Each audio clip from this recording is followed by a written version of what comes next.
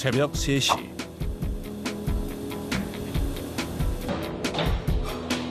대부분의 사람들이 잠들어 있을 시간에 분주하게 하루를 시작하는 사람들이 있습니다. 저희가 기름을 생산하는데 준비 시간만 8, 9시간이 걸려서 당일 출고를 하기 위해서 새벽부터 나와서 일을 하고 있습니다. 질 좋은 참기름을 생산하려면 가장 중요한 것이 원재료. 전국에 있는 산지에서 직송으로 참깨를 받고 있는데요. 강원도나 지리산 등지 농가에서 가져온 해참깨입니다. 완성했을 때 고소함이 남달라 국산 참깨를 고집한다는군요. 국산 참깨는 수입산이랑 다르게 알이 작고 껍질이 되게 얇고요. 그래서 기름이 맛있고 보시면은 이렇게 색이 되게 다양해요. 농가에서 바로 올라온 참깨는 이물질 제거 작업을 해줘야 하는데요. 먼저 붉은 채로 걸러주고 이어서 고운 채로 다시 한번 이물질을 제거해줍니다. 작업자의 능숙한 손놀림 아래 깨와 함께 있던 흙과 이물질이 떨어져 나옵니다. 채를 턴다 해도 채에 안 떨어지는 나뭇가지나 잔여물들 좀 제거해주고 있습니다. 기계는 있는데 보면서 직접 이렇게 손으로 일일이 걸러주면서 깨끗하고 안전합니다. 참깨 속 이물질을 많이 걸러내려면 소량으로 여러 번에 걸쳐 작업을 해야 하는데요. 꽤 고된 작업이죠. 평소에는 30kg 포대 기준으로 2포에서 3포 정도. 그러면 이 작업을 12번에서 18번까지 하죠. 허리 아프지 않으세요? 엄청 아파요. 손목이 맛이 갔어요. 그래서 이렇게 올라와야 되는데 얘는 이렇게 안 올라와요. 딱 여기까지 올라와서 엄지척이 안 돼요. 붉은 채와 고운 채 두 번에 걸쳐 반복된 작업을 하다 보니 채를 잡는 엄지에 무리가 간 것인데요. 하지만 질 좋은 참기름을 생산하기 위해선 견딜 수밖에 없습니다. 이물질 제거 작업을 마친 참깨는 세척기로 옮겨집니다. 짧은 시간 내에 빠르게 세척하는 것이 관건이라는데요. 안에서 물살이 회전하며 깨끗하게 씻기는 참깨. 세심하게 이물질을 제거했음에도 불구하고 흙탕물이 나옵니다. 손으로 꼼꼼하게 털어줬기 때문에 이 정도가 나오고요. 5번 씻을 걸 6, 7번, 10번을 씻어야 되는데 그렇게 되면 깨의 섬유질이 많이 불어나거든요. 그러면 이제 온전한 형태의 깨를 볶지 않기 때문에 맛있는 맛이 나지 않게 되고. 세척을 하되 깨가 물에 불기 전에 끝내야 하는 게 관건. 흙탕물이 나오지 않을 때까지 작업 속도를 올립니다. 5번을 씻으면 이렇게 맑은 물이 나오거든요. 그 투명한 컵에 담아서 봐도 마실 수 있을 정도의 물이 나옵니다. 오, 정말 깨끗하네요. 작은 이물질 하나도 놓치지 않겠다는 깐깐한 고집. 그 결과 세척을 마친 참깨는 아주 깨끗한 상태가 됐습니다.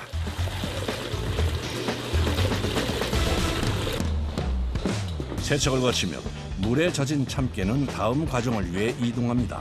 바로 건조 작업인데요. 건조기에 들어가기 전 소분해서 판 위에 고르게 펴줍니다. 넓게 펴서 공기 접촉면이 많게 해야 골고루 잘 건조가 됩니다. 30kg의 참깨를 일일이 나누어서 판 위에서 작업하다 보니 손이 많이 갑니다. 바로 볶아서 참기름을 뽑아도 될 것 같은데 왜 건조기를 사용할까요? 완전히 건조를 해서 아주 낮은 열에 뭉근하게 이렇게 참깨 고유의 고소한 맛과 부드러운 맛을 이렇게 최대치로 끌어올리는 그런 맛의 차이가 있습니다. 작은 차이가 명품을 만드는 법. 그래서 시간이 걸려도 건조는 꼭 해줍니다. 한 8시간 정도 해놓고 보거든요.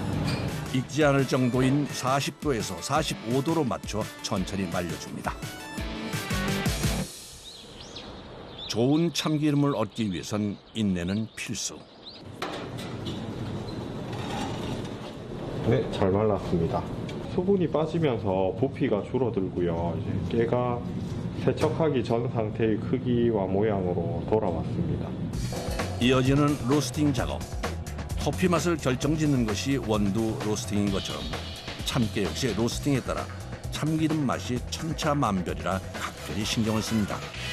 보통 동네 방앗간에서는 깨를 10분 만에 강하게 볶아서 참기름을 생산한다 그러면 저희는 아주 연한 열로 1시간 정도 오랫동안 로스팅을 해서 부드러운 맛을 최대로 끌어올리는 데 집중을 하고 있고요. 벤조피렌이 없으면서도 맛있는 참기름을 만드는 부분에 아주 신경을 쓰고 있습니다.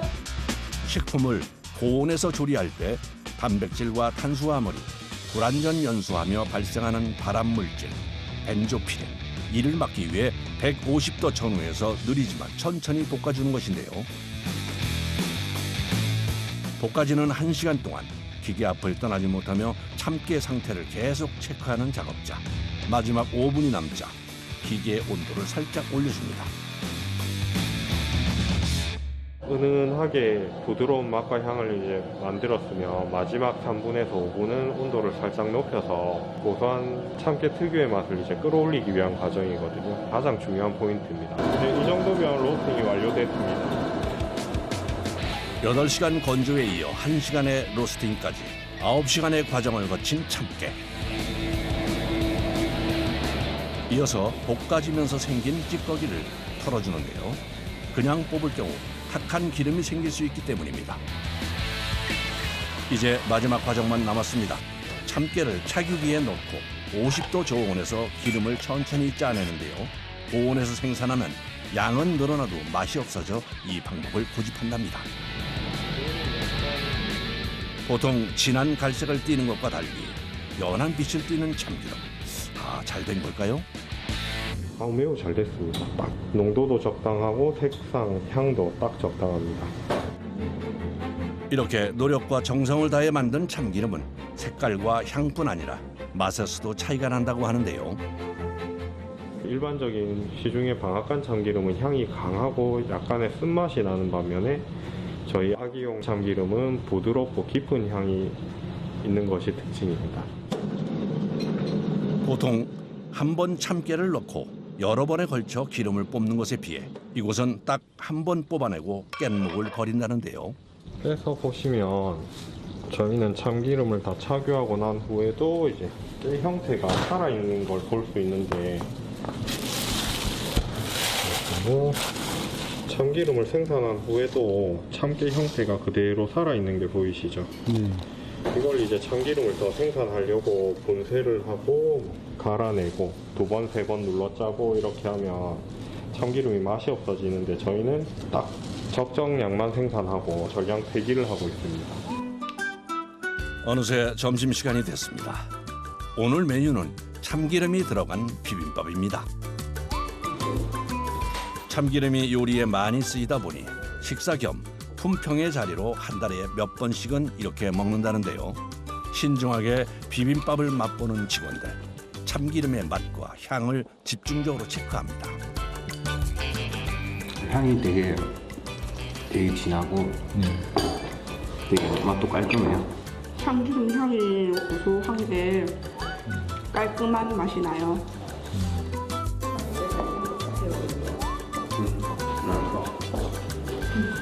깔끔해요. 밥 먹고 쉴 틈도 없이 다시 시작된 일. 다른 종류의 깨가 도착한 것인데요. 이거는 산지에서 가져온 들깨입니다. 네, 이거는 검은깨 참기름에 쓰는 흑임자 검은깨입니다. 이 두 가지 깨로 들기름과 검은깨 참기름을 만드는데 과정은 참기름을 만들 때와 같습니다. 매 순간 최선을 다해 만들지만 생각보다 양이 많지 않은데요. 5kg의 깨를 뽑으면은 1.3에서 1.4 정도, 물론 욕심을 내면 생산량을 늘릴 수는 있는데요. 5kg에서 1.3에서 1.4리터 정도 기름을 뽑을 때 가장 맛있어요. 가장 풍미가 좋고. 양을 포기하고 질을 높인 결과 많은 사람들에게 인기랍니다. 아기용 참기름, 들기름 같은 경우는 초기 이유식을 시작하고자 하시는 젊은 엄마 고객님들이 많이 찾으시고요. 셰프님들도 저희 참기름을 많이 애용해 주시는 편이십니다. 건강한 먹거리에 대한 관심이 점점 늘어나면서 최근에는 일반인들도 주문을 많이 하고 있다고 합니다. 정말 좋은 재료로 정성껏 만든 참기름이거든요. 그래서 현재보다 많은 분들이 맛있게 알고 찾아주셨으면 하는 바람이 있습니다.